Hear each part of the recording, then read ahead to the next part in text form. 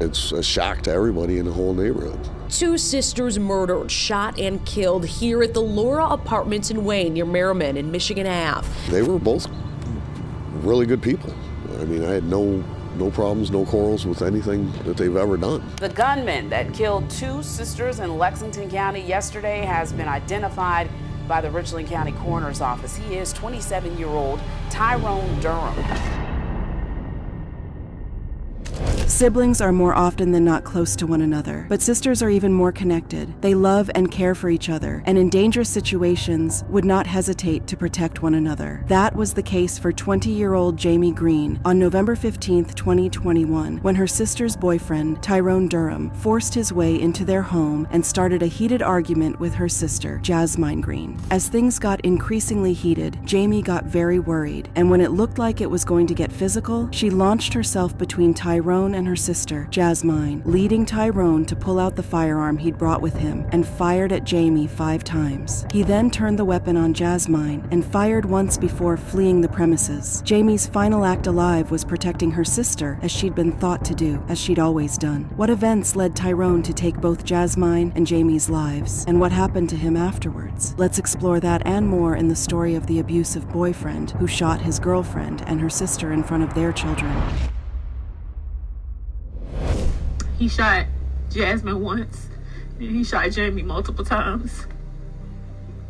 And Jaimey was just trying to protect our sister. On November 15, 2021, at around 9:15 a.m., Woodcote Road, a once quiet and close-knit community, was about to be turned on its head when a man named Christopher Linenberger heard shots fired. Now, because the community is so close-knit, members of the community often looked out for one another. It was certainly not the type of neighborhood where people tend to keep to themselves. So when Chris heard what he heard, he had no choice but to go out to inspect what he heard. The fear of someone with a firearm being loose on the street did not prevent him from going to see if someone had been hit. Though he was filled with dread, he stepped out of his home, onto the street, and towards the area he heard the shots from.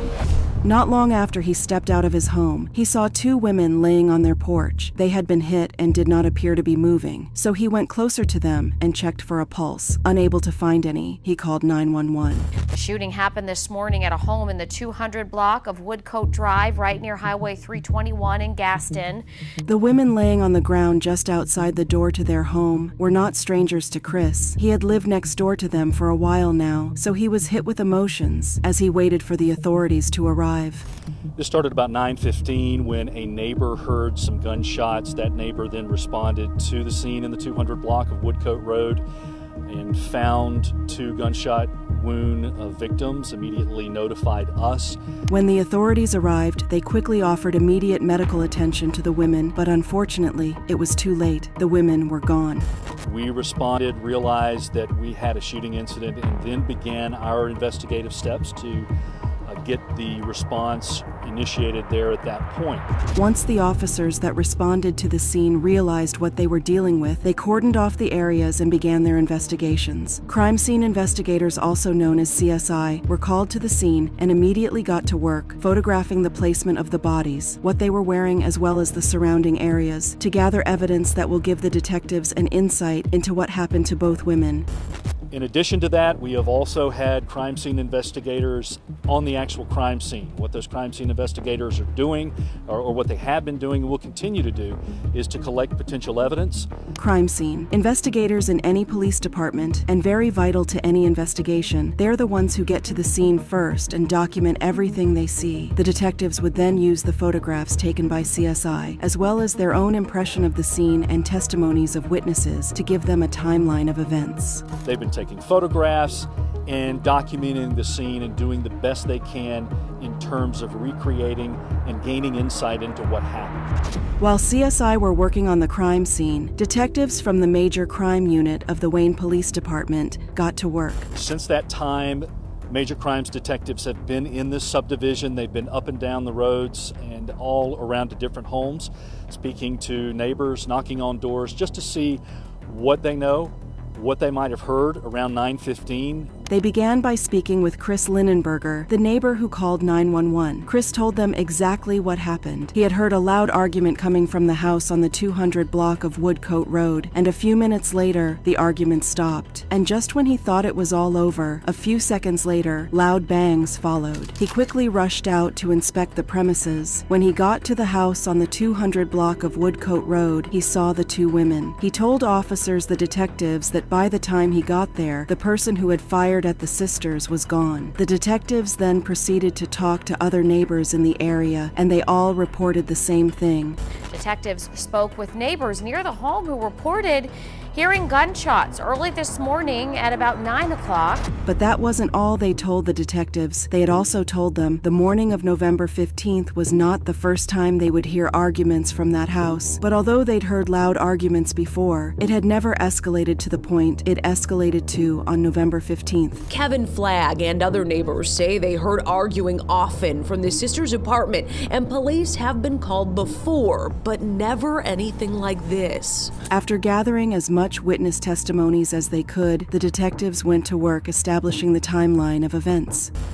Detectives will also, based on the information that they've gathered from the neighbors and from anybody else who might have called in tips in the time since 9:15 or so this morning, they will work on those.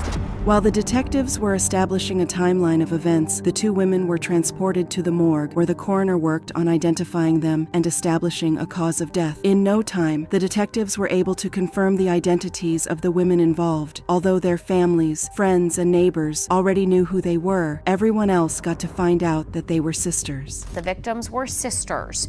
In Lexington County, the coroner there has now identified the victims as 20-year-old Jaimey Green and 25-year-old Jazzmyne Greene. The family members of the sisters were also officially notified after their identities were confirmed. A short time ago, Lexington County Coroner Margaret Fisher notified family members that there have been two individuals who were killed in the shooting incident. At this point, the detectives didn't have a whole lot to go on. They knew what had happened to Jazzmyne and Jaimey. They didn't know who did it. All they had were vague descriptions of a man seen at the sisters' home around the time the sisters were attacked. According to the neighbors, they had seen a man drive up to the house and knocked on the door. Jaimey, who was the only one home at the time, answered the door, and an argument ensued. After a few minutes of telling the man Jazzmyne, who he had been looking for, was not around, the man got in his car and left. But a few minutes later, after Jazzmyne returned home, the man came back and knocked on the door. This time, Jazzmyne answered the door herself, and another argument followed. This time it was very heated, and both of them were getting very loud. Jaimey, the neighbors said, then got out and joined the argument. The sisters wanted the man to leave their home, but the man refused and began yelling at them both. A few minutes later, the neighbors heard loud bangs and sounds of a car speeding off. A few neighbors caught sight of the car and gave descriptions to the detectives. They will develop leads and then work on those and fan out wherever they need to go based on where the investigation takes us. The detectives now had leads, but needed more to be able to identify the man suspected of committing the chilling crime. So they posted an update on their official social media pages, asking for tips from anyone who might have seen or heard anything. Anyone who saw or heard anything out of the ordinary on Woodcote Drive this morning can share that info anonymously by calling 888-274-6372 or using the Crime Stoppers app. As of Thursday evening, Wayne police have not said whether or not they have a suspect in custody. It had now been a few days since the horrific incident that left two sisters unalived and an entire community scared and worried for their lives. Completely lit up. The whole street was like daylight. With police cars? Yes. I was scared to even come out this morning. I was scared to come out, because I don't know if they caught him or not. The initial intention of the detectives was to determine whether this was an isolated event or whether there was a man out there who was randomly targeting women. The best way to do that was to figure out if there was a connection between the sisters and the man who had been seen arguing with them. To do that, they decided to speak with Jazzmyne and Jaimey's families to determine if there was someone around them who had threatened them or anyone they suspected would want to unalive them. The family had a lot to say. They told the officers that there was one man in the sisters' lives who had threatened them multiple times before. He was Tyrone Durham, and he was Jazzmyne's boyfriend and the father of her 2 children. The detectives found out that Jazzmyne and Tyrone's relationship had been toxic from the start. In the beginning, it was rosy. Tyrone seemed to adore Jazzmyne and always wanted to be around her, but not long after they decided to commit to each other, everything changed. What was once a safe space for Jazzmyne became anything but safe. Tyrone got super possessive and got lashed out if he saw another man so much as look at Jazzmyne. It didn't matter if Jazzmyne actually paid any kind of attention to the man. Tyrone would somehow make it her fault. She was too friendly, she smiled too easily. There was always a reason for him to lash out at her. As their relationship progressed, Jazzmyne tried really hard to not get attention from men. She became less friendly and stopped dashing out smiles as easily as she used to. This seemed to appease Tyrone, who was quick to apologize for his behavior, blaming it on everything but himself. Things seemed to cool off between them and return to how it was when they first got together. But when the couple welcomed their first child together, things got worse. Tyrone returned to being very possessive, but this time he added control to it. He began to control Jazzmyne's movements. He never wanted her to go anywhere but work and grocery shopping. Even family members were off limits. He soon had Jazzmyne isolated, cutting her off from her support system, her friends, and family members.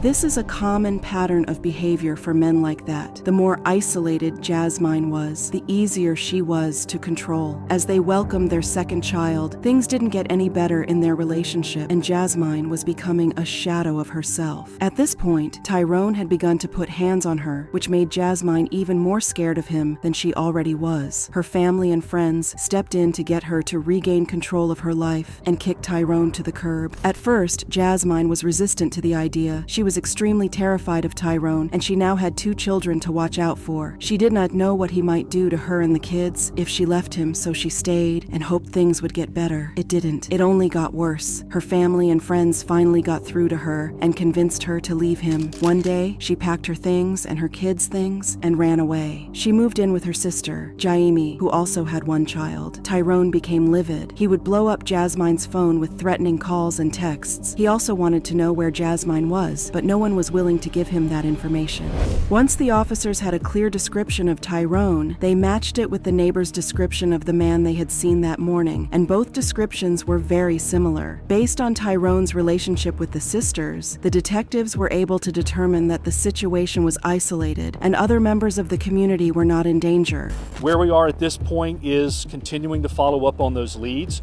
We do want to share with the community, very important for members of the community to know, that everything points to, at this point, everything points to this being an isolated incident. Once the detectives got a description of Tyrone, they got to work trying to find him. Not only was it not hard to find Tyrone Durham, finding him brought the investigation to a grinding halt. The gunman that killed 2 sisters in Lexington County yesterday has been identified by the Richland County Coroner's Office. He is 27-year-old Tyrone Durham. Once the detectives were sure that Tyrone was the one they were looking for, they put out an APB for his arrest, but they were unable to find him. His family had not seen him since the day he allegedly committed that chilling crime, so the detectives decided to check all 911 calls made that day to determine if he had landed in the hospital after what he did, and thankfully, they got a break in the case. On that same day, a few hours after the authorities were called to the crime scene, 911 was called a few miles from the crime scene. The caller reported that he had seen a man in his car and he appeared to be dead. That man turned out to be Tyrone Durham. This made the case very complicated for the detectives. They now had their suspect, but he was not alive to confess to the crime, and they still had to determine if he had taken his own life after taking the sisters' lives, or if someone had tracked him down before the detectives got to him. But they soon had clarity on Tyrone's cause of death once the coroners completed his autopsy. The autopsy told detectives exactly what happened to Tyrone Durham. Police say he later shot himself after shooting 20-year-old Jaimey Green and 25-year-old Jazzmyne Greene. Once they had that clarity, they updated members of the public, letting them know they had found the suspect they had been looking for. With their #1 suspect gone, there wasn't much investigation left for the detectives to do. 3 people are dead after a shooting earlier today. Now, the Sheriff's Department did confirm that the suspected gunman was in fact found dead from a self-inflicted gunshot wound in his parked car. They had no other suspects or persons of interest in the case, so they proceeded to close it. All I can say is that my heart goes out to them, and I know they'll be in heaven. What happened on November 15th rocked the once quiet community to its core. Once the details of the case were revealed, many people were even more heartbroken for the family. To know that Jazzmyne had endured a lot of pain in the hands of Tyrone before he finally took her life was soul-crushing. What made it even worse was the fact that Jazzmyne had reported him to the authorities a few times, but not much was done. How many times do people have to constantly try to go and seek help and can't get it? And it's 2 lives have to be lost for people to wake up, for the police to wake up, for the law to get involved, for help to get done. This was even more shocking when Tyrone's criminal history was revealed. It turned out that Jazzmyne was not the first woman he would inflict pain on. The Richland County Coroner's Office just hours ago confirmed the identity of the suspected gunman in this case as 27-year-old Tyrone Durham Jr. A look at his criminal history shows some troubling signs. In this case, the signs were more than troubling. They told a story of a man with a violent history against women. Records show Durham, the suspected gunman, had multiple arrests, including a domestic violence charge. Tyrone had been charged in May of 2016 with hitting a police officer while an arrest was going on. But that wasn't all. Just 2 months before he put hands on the officer in question, Tyrone had been arrested for hitting another woman. This was a woman he was in a relationship with, so it was sent to the DV court. However, it was not charged as DV because at the time, he and the victim did not live together and were not classified as household members under the law. Tyrone pled guilty as charged for the crime, but was only sentenced to 30 days in jail and ordered to complete 28 weeks of counseling at the DV Center. He completed his counseling in 2017, and the detail that made this case all the more shattering was that a few months before, Jazzmyne and Jaimey's lives would be taken from them. 2 calls had been made to Galveston Police Department. The calls were said to come from Jazzmyne and Jaimey's house and were placed by both sisters on the same day in March of that year. The sisters' complaints plus Tyrone's previous history should have been enough to get him off the streets, but unfortunately, nothing was done and the sisters paid with their lives. And just talking about it, it gets me choked up because I can't even fathom how she feels.